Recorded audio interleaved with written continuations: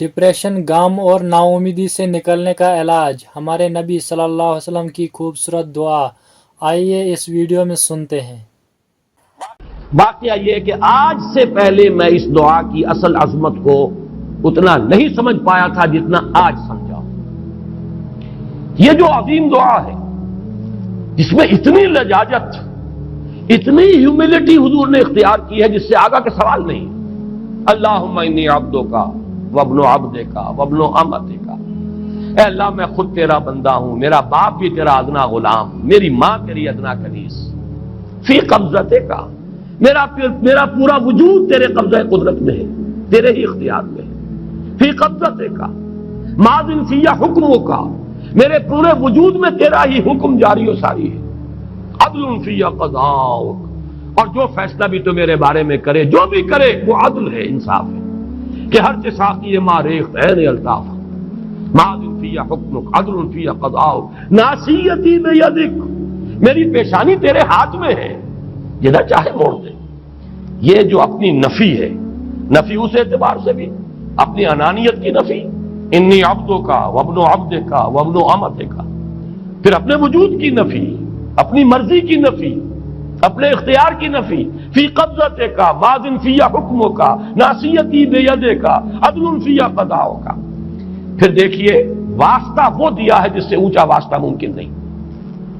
اسألوک بکل اسم ہو لک، قرآن مجید میں آیا نا، فدوہ بہا وللہ الاسماء الحسنی فدوہ بہا، اچھے نام اللہ کے ہیں، اس کو پکارا کرو ان ناموں کے حوالے سے۔ اب نام کہاں سے جمع کریں سارے؟ ایک میں اسألوک بکل اسم ہو لک، جو بھی تیرے نام ہیں، سمیت بہ نفسک، جن سے تو نے خود اپنے آپ کو موسوم کیا، او علمتہ احدا من خلقک، یا تو نے اپنی مخلوق میں سے کسی کو وہ نام سکھایا، او انزلتہ فی کتابک، یا وہ نام تو نے اپنی کسی کتاب میں نازل کیا، اب استاثرت بہ فی مکنون الغیب عندک، یا اس کو تو نے خود اپنے خزانہ غیب میں محفوظ رکھا ہوا ہے۔ تیرے وہ نام بھی ہیں جو تو نے کسی کو ابھی سکھائے ہی نہیں، تو نے اپنی کتاب میں کسی میں نازل ہی نہیں کیے، وہ تو تیرے خاص خزانے کے اندر وہ ابھی در مکنون ہے، وہ ابھی تیرے پاس موجود ہے۔ یہ اس سے بڑا اب واسطہ کیا ہوگا؟ مانگا کیا ہے ذرا غور کیجیے، ان تجعل القرآن ربیع قلبی ونور صدری وجلاء حزنی وذہاب ہمی وغمی۔ استدعا میں یہ کر رہا ہوں پروردگار، اس قرآن کو میرے دل کی بہار بنا دے، میرے دل کا نور بنا دے، نور صدری، ان تجعل القرآن ربیع قلبی، میرے دل کی بہار، ونور صدری، میرے سینے کا نور، وجلاء حزنی، یہ حزن جو جس سے کہ محمد دو چار ہے صلی اللہ علیہ وسلم، یہ وہ کیفیت جو ہے قبض کی،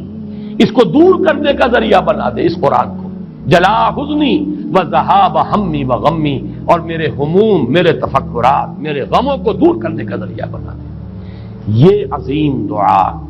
آج سورۃ الضحیٰ پر غور و فکر کرتے ہوئے، ویسے تو میں تقریباً 30 برس سے اس دعا کا مبلغ ہوں، اس لیے کہ جب میں نے یہاں کام شروع کیا تھا لاہور میں، جو تقریریں کی تھی مسلمانوں پر قرآن مجید کے حقوق کے نام سے جو شائع شدہ ہیں، اس پمفلٹ کے آخر میں نے یہ دعا درج کی ہے۔ یہ اصل میں کچھ مختلف احادیث میں ٹکڑے آئے ہیں، کہیں کوئی ایک ٹکڑا کم ہے، کہیں دوسرا کم ہے، میں نے بڑی تحقیق کر کے تمام روایتوں کو جمع کر کے پھر اس کو مرتب کیا ہے، اور وہ بڑی خوبصورت میں نے اس کی سیٹنگ کی ہے، اور وہ اس کتابچے کے آخر میں ہے۔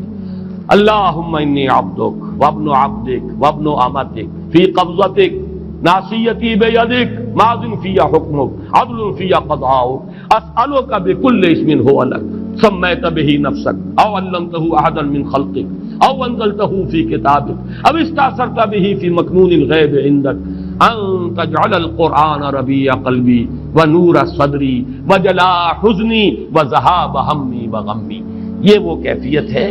اور وہ قرآن جو اس کیفیت میں سب سے زیادہ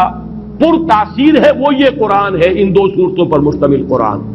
سورۃ الضحیٰ، سورۃ الانشراح، والضحیٰ واللیل اذا سجا ما ودعک ربک وما قلی وللآخرۃ خیر لک من الاولی ولسوف یعطیک ربک فترضی الم یجدک یتیما فآوی ووجدک ضالا فہدی ووجدک عائلا فاغنی۔